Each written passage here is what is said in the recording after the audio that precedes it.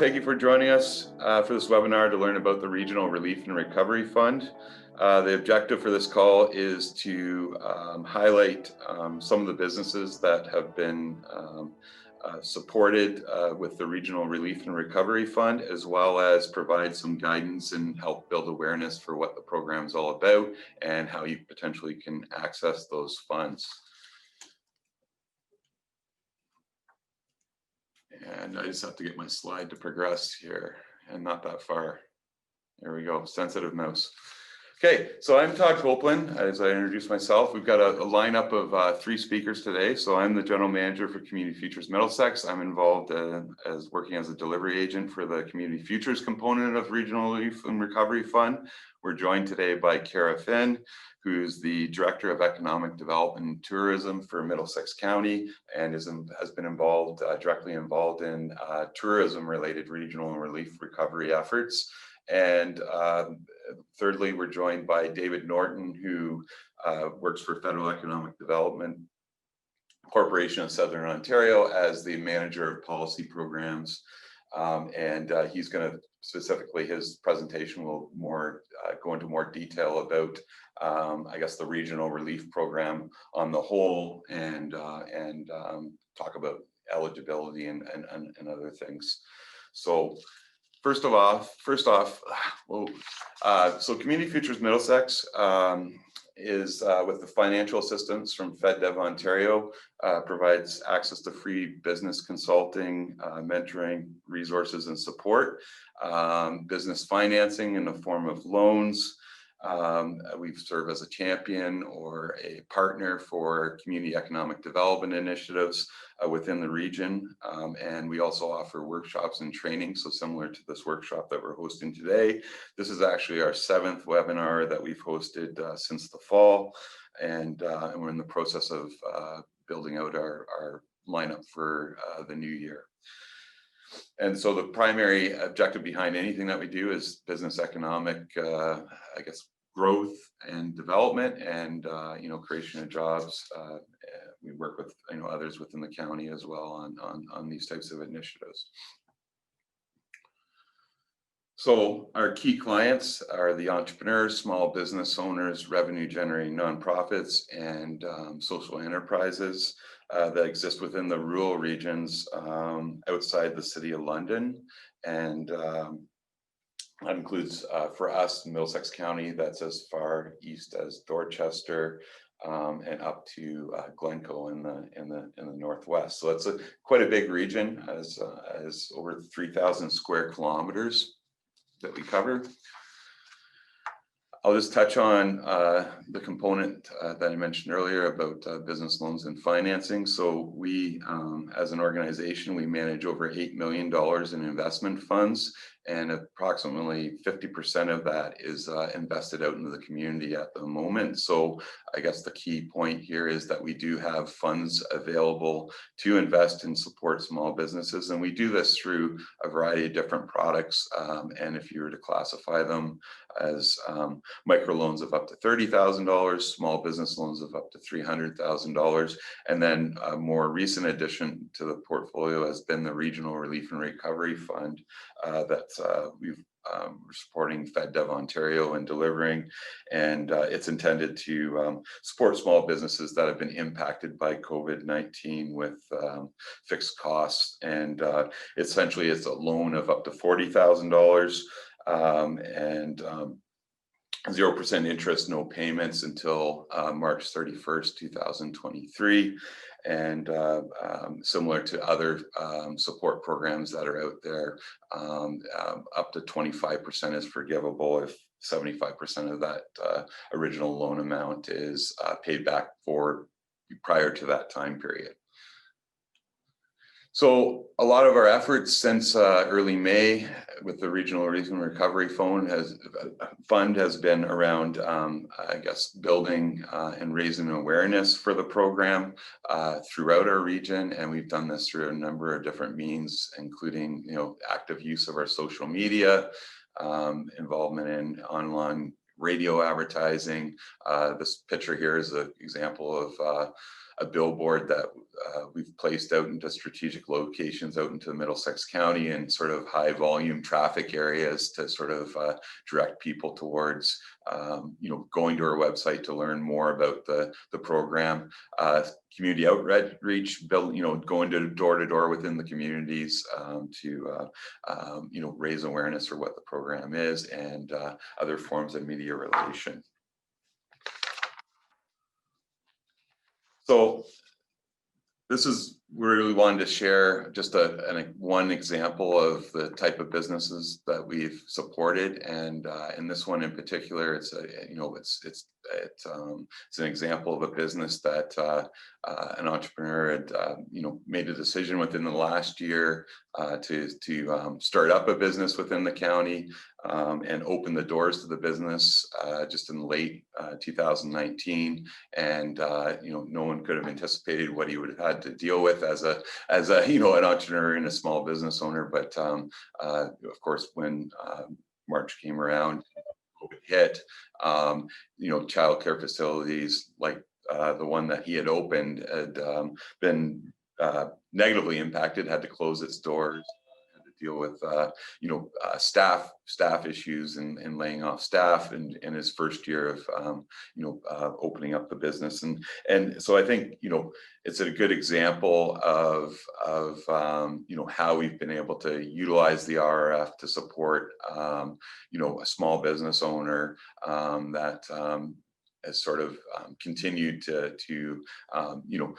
shown his resilience, shown that he can utilize and access those funds to be able to continue to operate. He's now back up and operational, and actually has expanded to 2 other locations within the county, recognizing that both it's not only his business has been impacted by COVID, but people that are with children that are looking for daycare have also been negatively impacted by COVID. So childcare has become a very important thing to maintain. So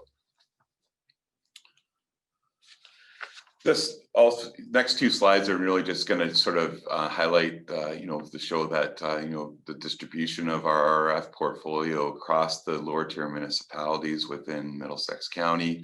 Obviously, it aligns fairly closely with the population base and where you'd expect the number of businesses to be. A very sensitive mouse today. I have to turn that down a bit. And then this last slide is really a sort of touch base on the distribution by industry sector. So a lot of the Main Street businesses, which you find are both the professional services sectors as well as retail businesses that you find on the Main Street, are the predominant clients for RRF for us, as well as some agricultural and manufacturing.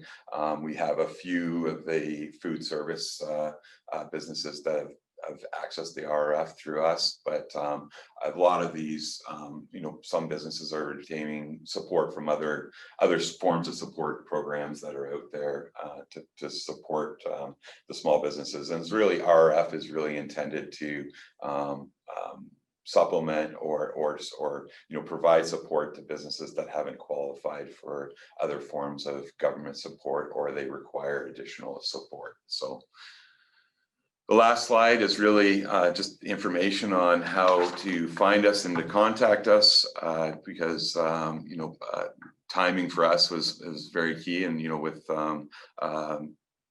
decisions that were made prior to COVID, we had planned for a relocation to our new offices in March, the week of the COVID hit. So we managed to get moved into our new office location, which is located on the Main Street of Ilderton, by the end of April. We also, during this time period, we planned a development and relaunch of our website, which we completed at the end of July, which is cfmiddlesex.ca. And I'd encourage everyone to visit our website, sign up for our newsletter, and follow us on social media. We've tried to make our website as most dynamic and user friendly as possible, and that's where you'll find a lot of information about our involvement in the Regional Relief and Recovery Fund. And without any further, if there's any questions at this point, I'm willing to answer them, but I think what I'll do is I'll stop my screen share and I'll pass the presentation over to Cara. Okay, Todd, can you tell me if you can see that up on your screen now? Looks good, Cara. Yep. Perfect. So thank you very much for the invitation, Todd, to join you today, and to FedDev as well for the invitation, but also for the funding that they have been providing in partnership with us over the course of the last few months. I'm going to speak to you a little bit differently today regarding our program, which is part of a broader regional recovery effort specific to tourism relief. And that program is actually being run through TIO, so that's the Tourism Industry Association of Ontario, and then via Middlesex County as the destination marketing organization for this region. So our economic development and tourism department at the county is responsible for overseeing this project. So what it looks like is this. There was $138,000 received from TIO with the funding provided by FedDev Ontario for the TRRF. It's designated specifically for marketing implementation to boost local and regional tourism in Ontario in the wake of COVID-19. The original deadline for us to expend those funds within the community was December 31st, but now, of course, in the wake of all of the added COVID restrictions that we've undergone over the course of the last couple of months, that now has been extended to February 28th of 2021 for those DMOs participating in the program.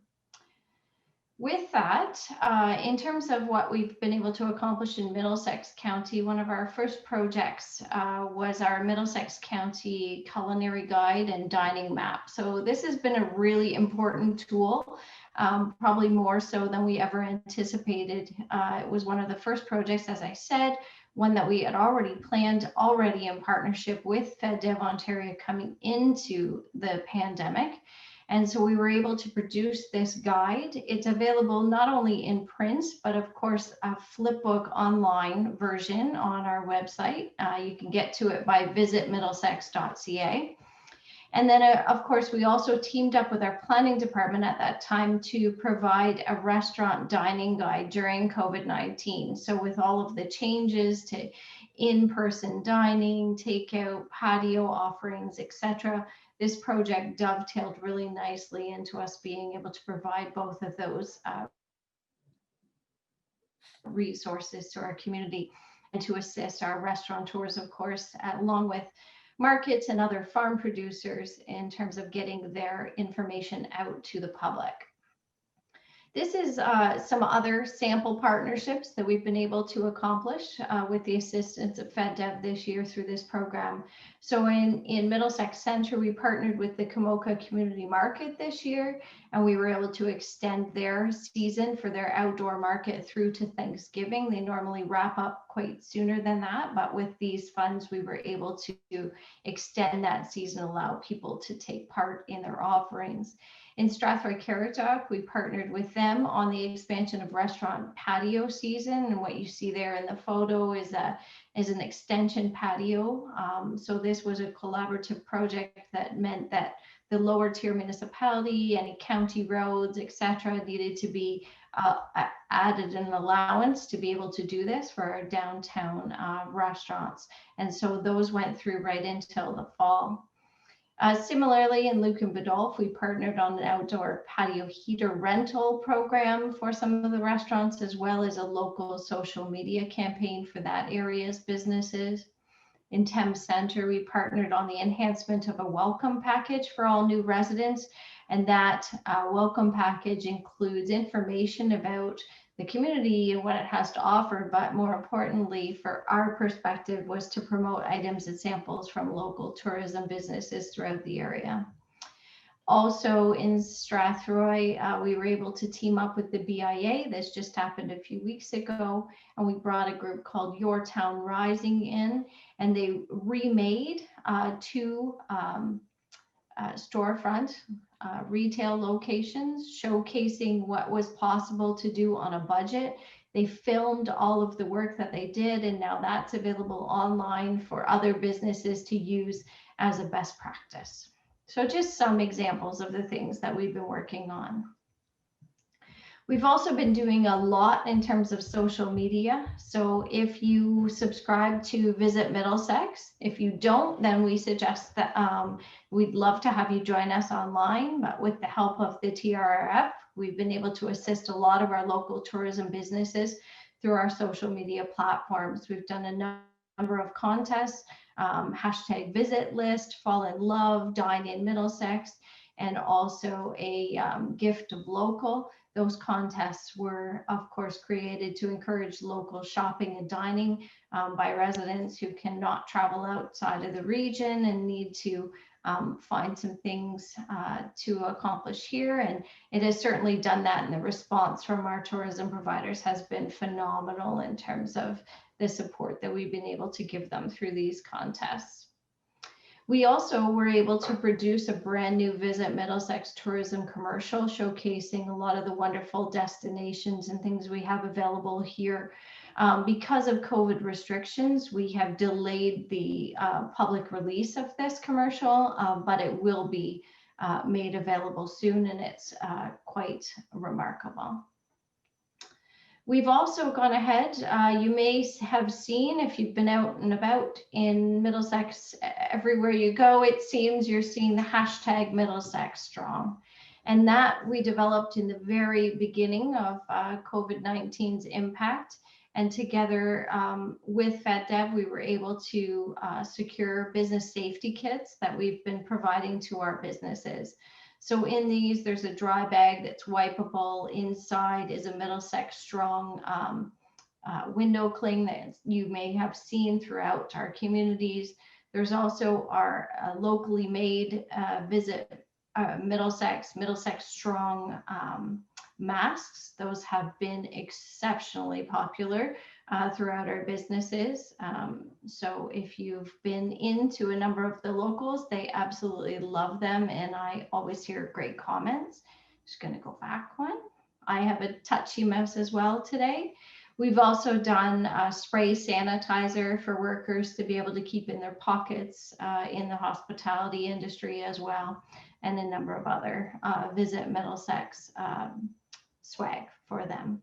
So those have been really, really popular, and we teamed up with Todd and his group as well for one of the things they were doing this fall, and offered the safety kits as one of the, I won't say prizing, but one of the free things that people would get in terms of registering. So they continue to be really popular. I was just in another business this week, and they were saying how the masks have really been a godsend to them and how much they like them. In terms of advertising, we've done an awful lot as well prior to the current restrictions coming in, but also continuing through that. We've been able to do things both regionally and locally. So you would see showcased in publications like Villager, Media City Billboard, Cineplex, and En Route, Day Tripping Magazine, Horizon Media, Post Media Solutions, and even the National Post. So again, you may have seen it over the course of the last few months, but you'll see additional things going out in the early part of 2021 as well. We've also teamed up as part of our work with PIO and FedDev with the Culinary Tourism Alliance for the Great Taste of Ontario.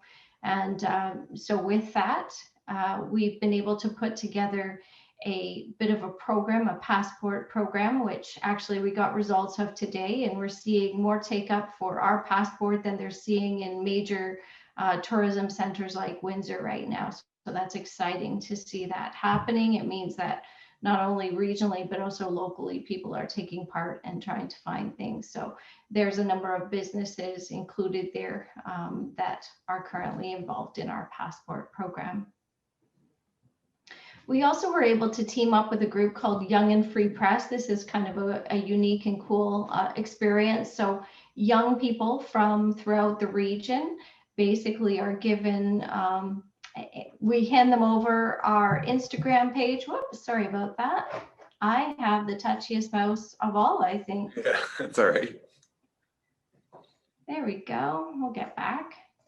Okay. So this group actually added a Middlesex team to their team this summer, and we handed over our Instagram page, and they've been out and about throughout the community, showing people safe and welcoming things to do in their hometown during the pandemic. They've also done a really great job of helping us to do some extra promotion on that culinary guide and visit many of the spots that we had highlighted there. We've also gone out and done some very safe social distanced photography over the course of the last few months. So together with SWATC, which is our regional tourism group, we've had a photographer go out, and they've been able to produce some wonderful new photography that's available to anyone. Really, it's available to us. But also we've shared that back with the region, and we've also shared it with all of the businesses and destinations that were a part of taking those photos for their advertising and promotional purposes. So with that, I would encourage everyone who's on the line today. Things are changing very rapidly in this space, and more recovery programs are being created. And I'd suggest to people to keep in touch with us, sign up for our newsletter, which generally only comes out quarterly unless we have a specific program that we would like to highlight of your interest. That we expect will happen soon. So stay in touch with us at investinmiddlesex.ca. You can sign up for our newsletter and emails there, or you can also follow us on Facebook, Instagram, and LinkedIn.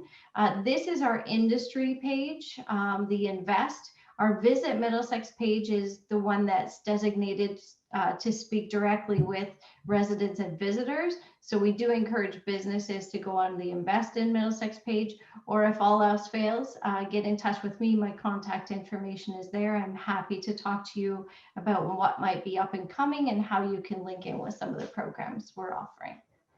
Thank you. Thanks for that, Cara and Todd, for the introductions, and really kind of stealing away the impacts of the Regional Relief and Recovery Fund that we here at FedDev, and some of my colleagues are here on the phone too, Kristen, Nancy, and Sarah, are helping to deliver. And the efforts by the CFs and Middlesex in particular, and by the destination marketing organizations across the province have been remarkable in telling the relief story, bridging us to sort of some sort of manageable pre-recovery state across the province in different spots, and to really show the art of the possible for the businesses here in Southern Ontario. So for me, in my perspective, my name is David Norton, and I am the manager responsible for the design and the development of what we call the RRRF, or RRRF, or Regional Relief and Recovery Fund here in Southern Ontario.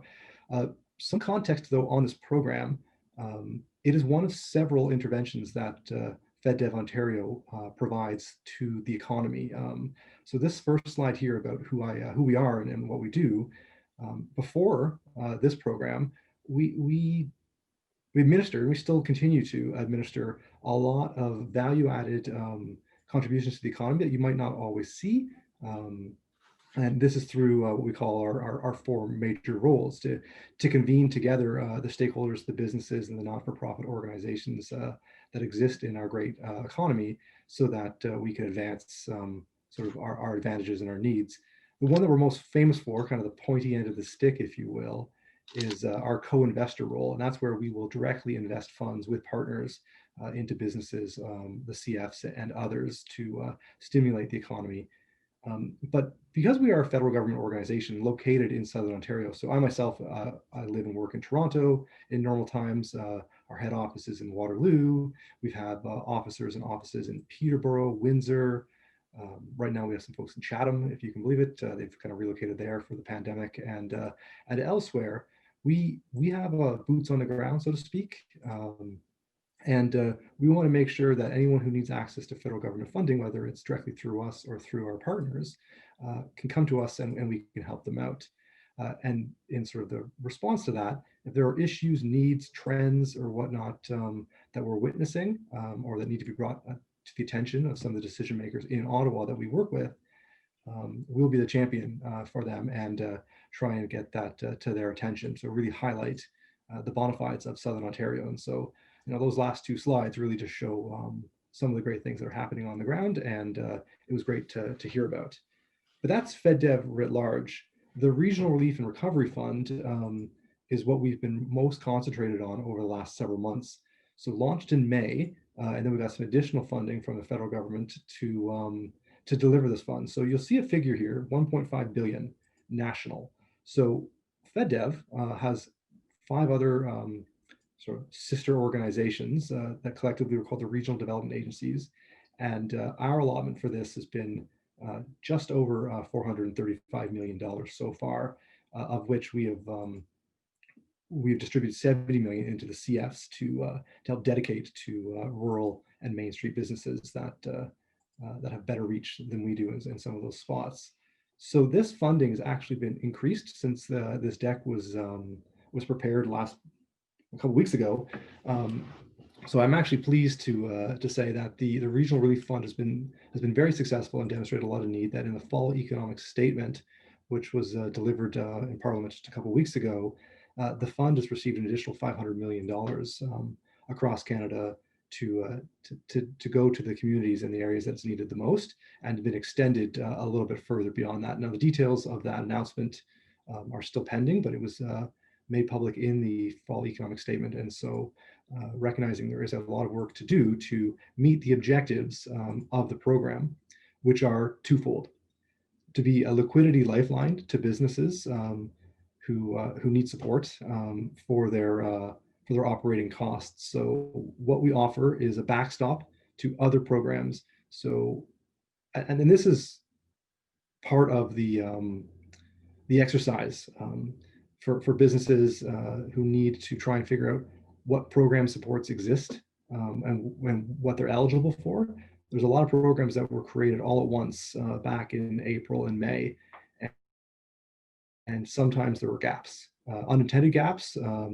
And so our program is there to fill in the blanks. So if an applicant was unable to access the Canadian Emergency Business Account, CEBA, for example, then we will backstop them if they were declined or otherwise ineligible, as well as to supplement programs that you have been eligible for, but you can demonstrate as a business that you are experiencing additional liquidity pressures to keep the lights on and to keep the business running while your revenues have been declined, either through a lockdown, like where I am in Toronto. I know a lot of the businesses down the street from me are in this state again, or because if you're a tourism dependent organization, tourists just aren't coming right now because of the health considerations. And so this is here to give a helping hand on top of other measures that might already exist, as well as to what we call the bridge to recovery, focus just on those operating costs that I mentioned, right? Really,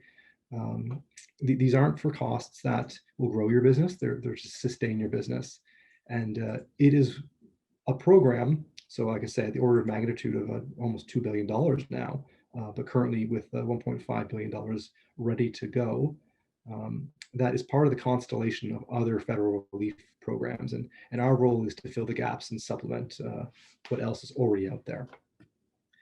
So what do we offer? Well, similar to what Todd mentioned, we offer interest-free loans to businesses that are engaged in commercial activities. Now that's a pretty technical way of saying government money for free for time period, and then you got to pay it back. The non-repayable contributions, so these are the money that doesn't need to be paid back. They're flowed into groups like Cara's organization, or to TIO, then to Cara's organization, to help us to redistribute that funding in nimble ways. So what we do is we support 6 months of operating costs. So these are fixed operating costs in your business, your rent, your wages, property taxes, well, actually I'll get to all those in a minute.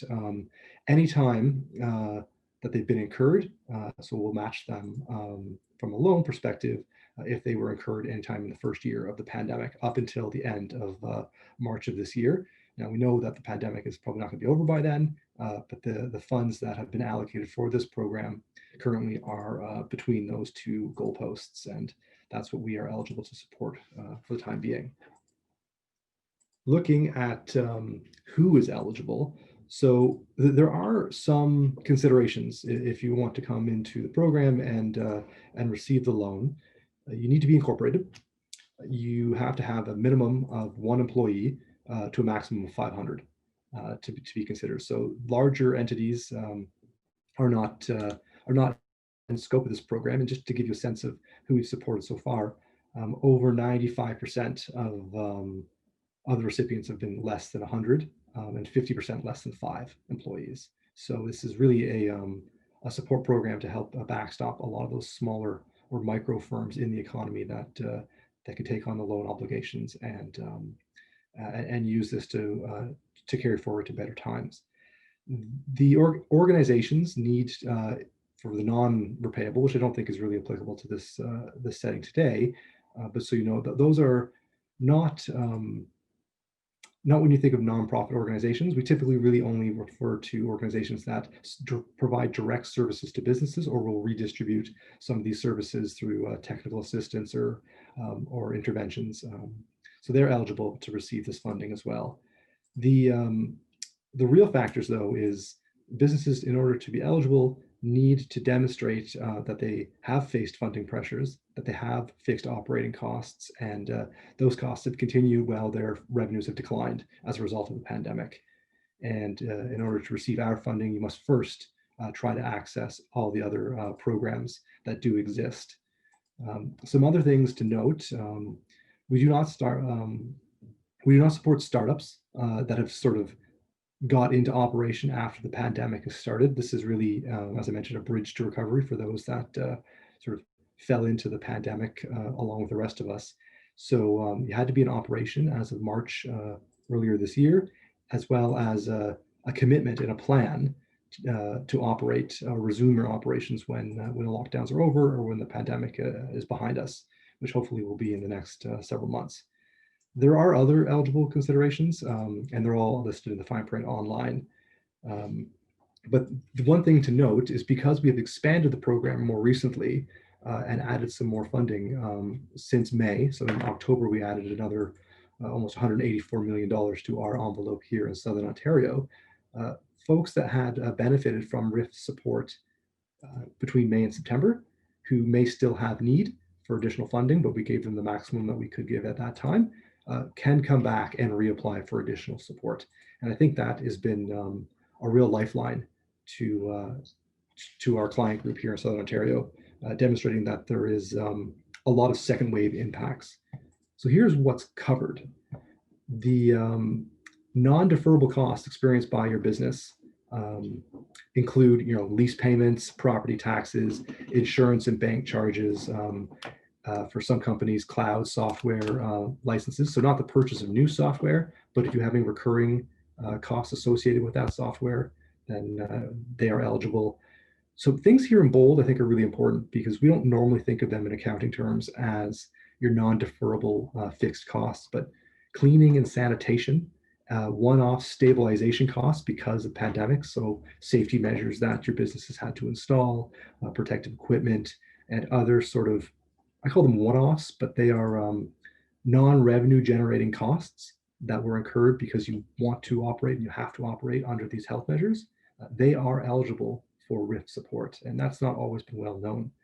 Things that are also eligible are rent and salary benefits, but I have to caution, this is only if you're ineligible to receive those supports through sort of our other programs that the federal government has on offer, such as the Canadian Emergency Wage Subsidy or the rent subsidy.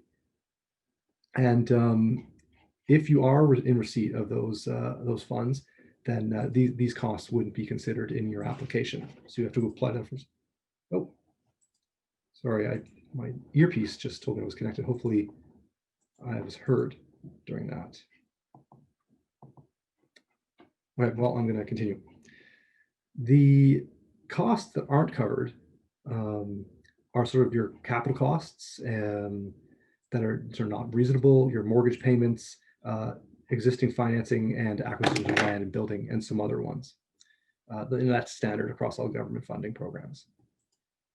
So what is on offer? No, I realize that there's been an error in formatting here. I apologize.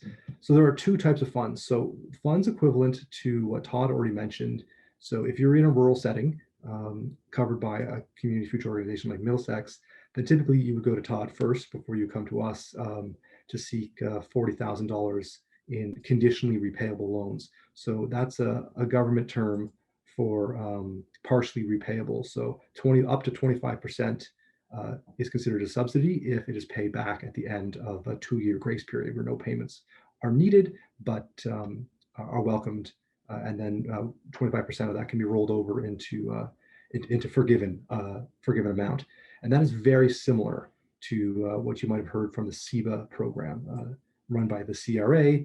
CEBA is the Canadian Emergency Business Account. So recipients of CEBA can't also access the RRRF program. So those are those who were ineligible at one time or another for CEBA. They can receive this support. Unless the company is interested in taking on further debt and has more need, then even if they were in receipt of CEBA, up to $1 million of a repayable loan is available that is 100% interest free and will need to be repaid after the grace period. So this is a helping hand to support those liquidity costs that I mentioned, up to $1 million for businesses that have demonstrated ongoing need, where funding received by other government programs has already been deducted from their need assessment. Thing to note, the idea behind this funding is to try and get it out as rapidly as possible, notwithstanding some of the considerations that go into an adjudication of any loan. And one way that we will do this, if the funding is under $100,000, it is automatically advanced in one single payment right at the time of approval and signature and signing on to the loan agreement. Otherwise, 80% is upfront and 20% is provided as sort of a later milestone. And that's a fairly novel way of administering funds from the government, trying to demonstrate the flexibility of this program and the needs that exist for our applicants that are successful in coming through. Other requirements that I just want to flag, these aren't major considerations when you're applying for a liquidity support, but it is important to know that an attestation is always required to receive the full amount. And what we're looking for are confirmation of need, confirmation of financial viability, and confirmation that no other government supports are being used to cover the same costs. We will need a narrative of how the program the funding will be used, and that's sort of provided for in our application process. And we are looking, because ultimately this is a job retention measure, we are looking for the number of jobs that will be maintained as a result of this contribution, as well as confirmation that you will be operating when this is all over. There are other metrics and thoughts that we ask for along the way, but those are the big ones that I mentioned. And as with all government funding, the name of the recipient, so that not the individual that's applying, but the business, the incorporated business, the amount of funding, and a brief description that this was funding through RRRF will be proactively disclosed, typically on a quarterly basis on the government websites, as is standard practice for entering into a funding agreement with the federal government. And the nuts and bolts of how to apply we've received feedback. We've received feedback from associations. We've received feedback directly from companies and from friends out there. It can seem like a fairly cumbersome process, and we have taken steps to try and simplify this, or to provide as much online guidance as possible. As a result of the additional funding, we've simplified a lot of our processes. So I apologize if you still find it to be a little chunky, but there are steps that are needed in order to get the information into our systems to make the adjudication. I will note, though, that if you have already received funding through the RRRF in what we call the first round, the May to September round, and you have demonstrated the need for more, you don't need to apply with all the same information. You just need to do an abridged application, which is only 5 or 6 questions, which you can get online from the same website that you apply to first. A really important note, when applying, there are mandatory fields, and if they're left blank, we can't support the application fund. There is a lot of demand, and the sort of the thoroughness and completeness of the application is a pretty important piece of the application process and the assessment process. There are mandatory attachments for financial statements that are either internally or externally prepared. We do allow for internally prepared financial statements that have yet to be audited. That is an acknowledgement of a lot of the needs of the companies out there that just haven't had their full fiscal year come into view as a result of what's been going on, and they need the money regardless. So we will be interested in this, and there is guidance online now to provide some explanations for what we're actually looking for, so people don't submit the wrong information. And I did mention that there is a lot of demand. That's why the funding has been recapitalized, both for Todd's group as well as for us across the province. But the intake will continue until we've either exhausted funds or until we reach March of next year. And at that point, we'll see where the program is at. So I would really encourage anyone to ask me any questions, to write into Todd or myself. I can write my email address later in the chat, or to go online here to our website, feddevontario.gc.ca/RRRF, to review the guidelines, scan the application form and what's needed. We have a large number, I think we're up to 30 or 40 of the common questions that we receive. So a lot of the information that I haven't covered today into the technical specifications are all up online, and we're trying to make that as accessible as possible. So I'll stop there. I don't know if there's any questions. And I know I had mentioned that we have other supports that we backstop. That's the word that we use. Here's a brief list of some other federal government programs that you also may be eligible for. This includes CEBA, as I mentioned, BCAP, that's the Business Credit Availability Program run through the Business Development Bank of Canada. 2 subsidies that have been very well publicized for wages and for rent. For pre-revenue companies and companies that are in the tech space, the NRC, National Research Council Canada, has been offering, although I think it may be over, the Innovation Assistance Program. To be honest, I've lost track of that one, as well as other sector-specific interventions, whether for agriculture, agri-food, heritage and culture, tourism, Indigenous-led enterprises, and others. Those funding are all available, and the Government of Canada's pandemic website is a perfect place to go to get a rundown for what's current, and they update that often. And some fine print about how all the programs interact. So anyway, that's the rundown of the RRRF program, as we call it here. Hopefully that wasn't too technical, but I'm happy to address any questions now or take them offline if you want to give us some more thought. Yeah, I don't see any specific questions in the chat box. I think there was one for Cara. If you didn't receive it, I'll send it to you after. But I guess, David, you mentioned the fall economic development statement that was put out, and the future, right? And looking at additional allotment of funds through the Regional Relief and Recovery Fund. In that statement, also there was mention of the CEBA program and the expanded CEBA program, and maybe a similar type of initiative related to the Regional Relief and Recovery Fund to sort of make it equivalent to that program. Is that, I know you probably don't, the details haven't been released, but is that, I don't know if you could just talk about the CEBA expansion and how that relates to RRF and what the differences are. Well, sure. So you're right. The details of the rollout of any comparable sort of expanded funding options offered through the RRRF, whether directly through FedDev Ontario or through the CS, is still sort of a work in progress to figure out.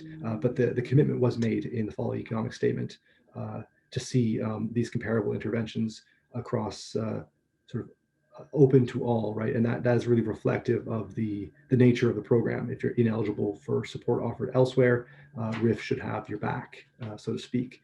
So that work is still ongoing.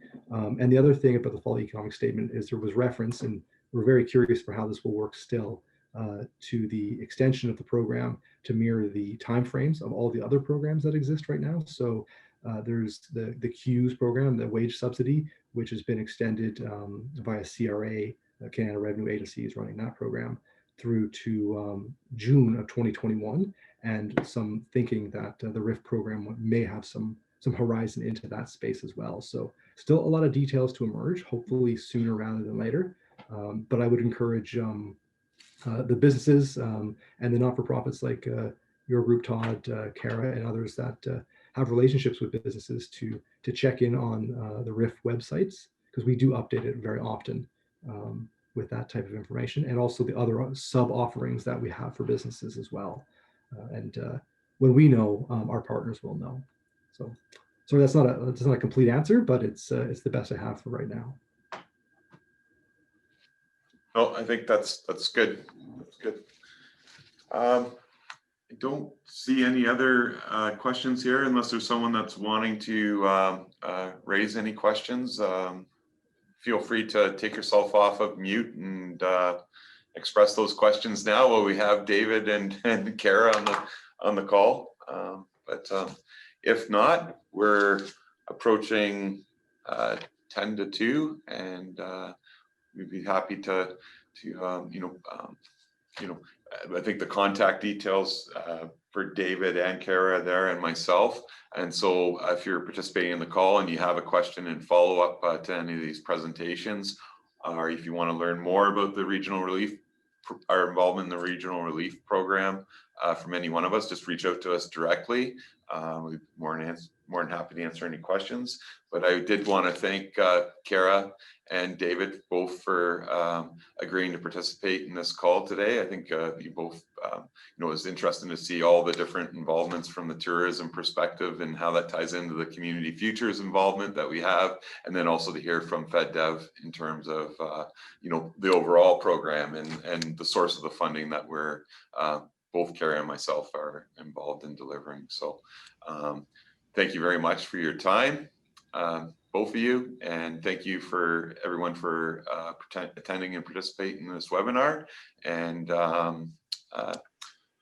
have a great holiday season. And with I know it's sort of going to expect to be a little bit different than seasons in the past or whatever, but make the most of it and make the most of the time with your family and that type of thing. So thank you very much for your time, and without anything else here, have a good day. Thanks, Todd, and thanks for all the work you guys are doing out there.